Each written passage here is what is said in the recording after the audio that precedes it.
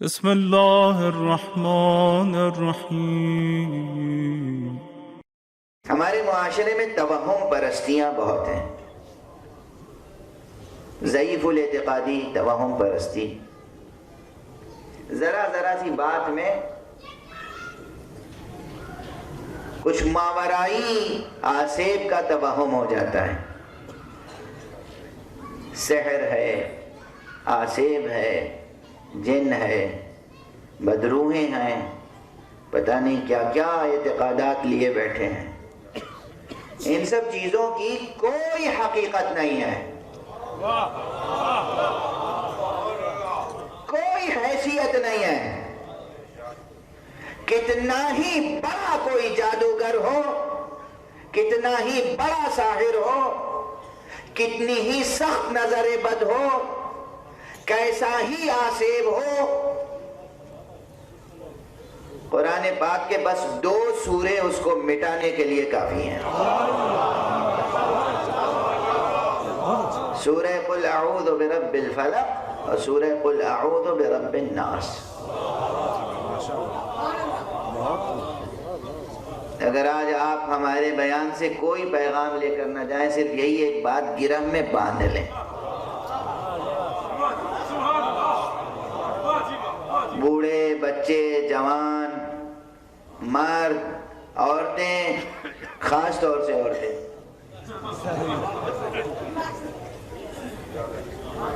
میری مائیں، بہنیں، گرہ میں باندھ لیں یہ بات۔ میں اس مقدس منبر سے یہ بات عرض کر رہا ہوں پوری ذمہ داری کے ساتھ۔ سحر برحق ہے، سحر ہوتا ہے، مگر سحر سحر ہے، کلام خدا معجزہ ہے۔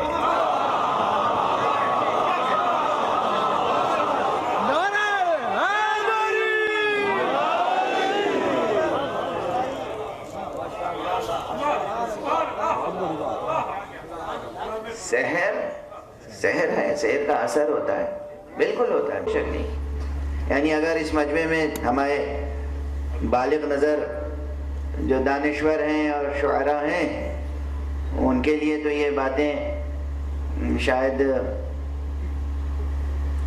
پہلے سے حل شدہ ہوں، لیکن جو نوجوان ہیں، بچے ہیں، وہ شاید یہ سمجھتے ہوں کہ سورج کا پلٹانا زیادہ بڑا معجزہ ہے، چاند کا 2 ٹکڑے کر دینا زیادہ بڑا معجزہ ہے،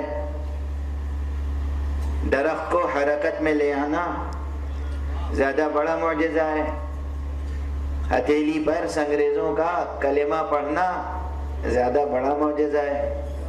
ان کو میں ایک بات بتا دوں اس وقت، اچھی طرح سمجھ میں آ جائے گی، اور وہ یہ ہے کہ یہ اتنے بڑے بڑے معجزے جسے آپ معجزہ سمجھ رہے ہیں، یہ معجزہ جس کلام کی وجہ سے ظہور میں آتا ہے، وہ کلام بڑا ہے یا معجزہ؟ آج تک کسی نے شک نہیں کیا۔ اور اس معجزے میں یہ ذکر ہے، اس قرآن میں یہ ذکر ہے کہ جناب موسیٰ کے مقابلے میں بہت سے جادوگر آ گئے تھے، ایک موسیٰ تنہا، ایک چھوٹا سا ان کا عصا، اور مملکت فرعون میں جتنے بڑے سے بڑے ساحر تھے وہ سب اکٹھا ہو گئے، سب کے سحر کو ایک عصا نکل گیا۔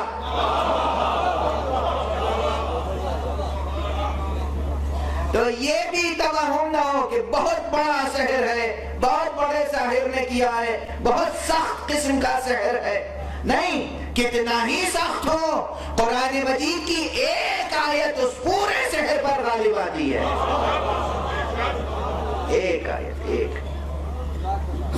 اس لیے گھروں میں طہارت رکھیں، پاکیزگی رکھیں، نظافت رکھیں، صفائی رکھیں، ذکر خدا کا ماحول رکھیں، صبح و شام قل اعوذ برب الفلق اور قل اعوذ برب الناس کی تلاوت کریں، آپ کے گھر میں کسی ساحر کا اثر داخل نہیں ہو سکتا،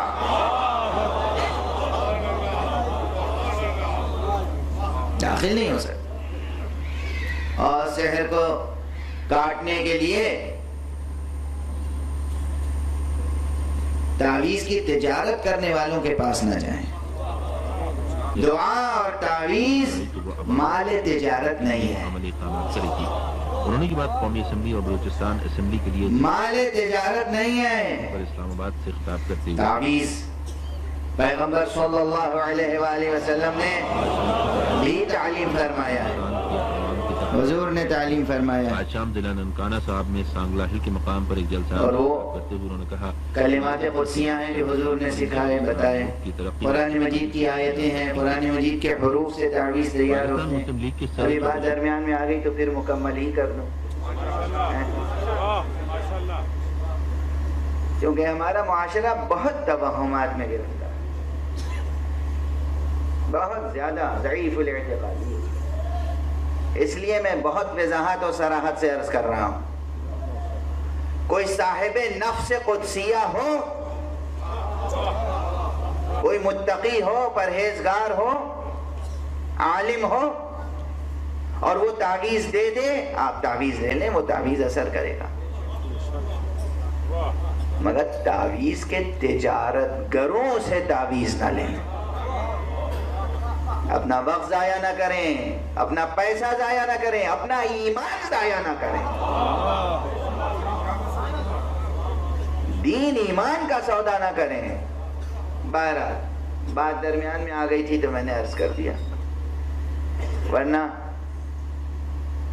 آج ظاہر ہے کہ اس موضوع سے کوئی ربط نہیں تھا, درمیان میں بات آ گئی. ہمارا معاشرہ بہت سے توہمات کا شکار ہے اور بہت سی کمزوریوں کا شکار ہے, لیکن سب سے بڑی کمزوری جو اس وقت پوری دنیا میں ہے وہ ہماری بے امنی ہے. عافیت اور امن کے لیے انسان ترس رہا ہے, اور عافیت و امن کا ایک ہی علاج ہے, ایک ہی, اور وہ کیا ہے؟ عدل و احسان. وہ بھی کون سا عدل و احسان؟ جو عدل و احسان خدا کا سکھایا ہوا عدل و احسان ہے. خدا کا عدل و احسان کچھ اور ہے. دنیا جو عدل کے تصورات رکھتی ہے وہ بہت ناقص تصورات ہیں. توجہ رہے. ظاہر سی بات ہے کہ آپ دنیا کے حالات مجھ سے زیادہ بہتر جانتے ہیں, اگرچہ ایسا نہیں ہے کہ میں بے خبر ہوں. مظہری معتکف حجلے افکار تو ہے, مظہری بے خبر کلفت ایام نہیں. کچھ نہ کچھ تو خبر ہے ہمیں بھی. تو آج جسٹس کا تصور کیا ہے؟ جسٹس, بار بار میڈیا میں لفظ آتا ہے نا, جسٹس. یہ کسی سپریم کورٹ کے جسٹس کی بات نہیں ہے, عالمی جسٹس کی بات ہے. جو لوگ یا جو ممالک یا جو ملک یا جو طاقت دعوے دار ہے کہ ہم دنیا میں جسٹس قائم کریں گے, اس سے یہ تو پوچھئے کہ جسٹس کی ڈیفینیشن کیا ہے, تعریف کیا ہے ڈیفینیشن. ہم اس وقت تک مثلاً اپنی کارروائیاں جاری رکھیں گے جب تک کہ دنیا میں عدل قائم نہ ہو جائے اور بے امنی مٹ نہ جائے, دہشت گردی مٹ نہ جائے. ان سے پوچھے دہشت گردی کی ڈیفینیشن کیا ہے. زندہ مسائل ہیں, زندگی کا ناسور ہے, انسانی زندگی کے مسائل ہیں, صرف مسلمانوں کے مسائل نہیں ہیں.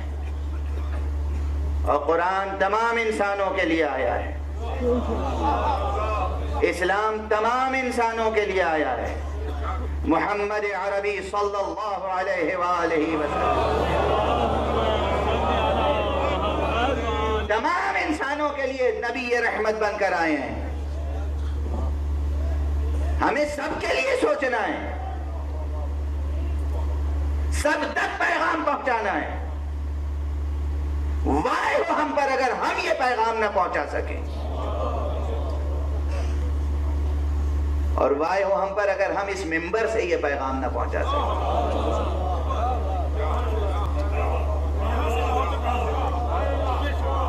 مثلا سامنے آپ کے ایک ملک ہے جس کی طرف سے کوئی بے امنی کی بات آج تک ہوئی نہیں.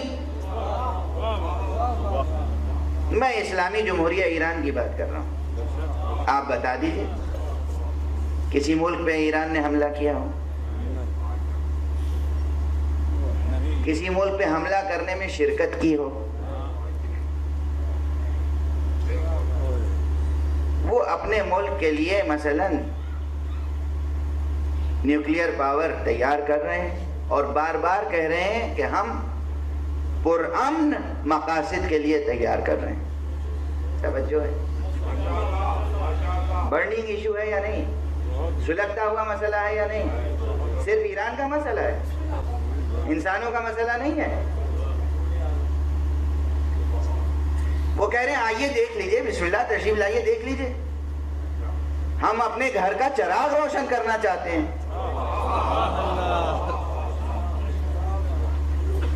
ہم شہریوں کو شہری زندگی کی سہولتیں دینا چاہتے ہیں.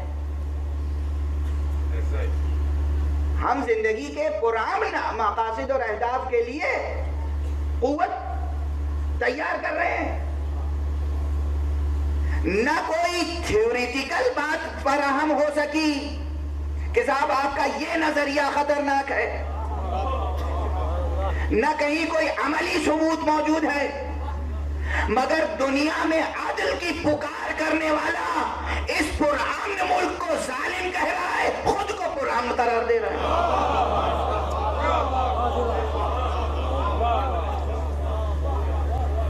اور ہمارے یہاں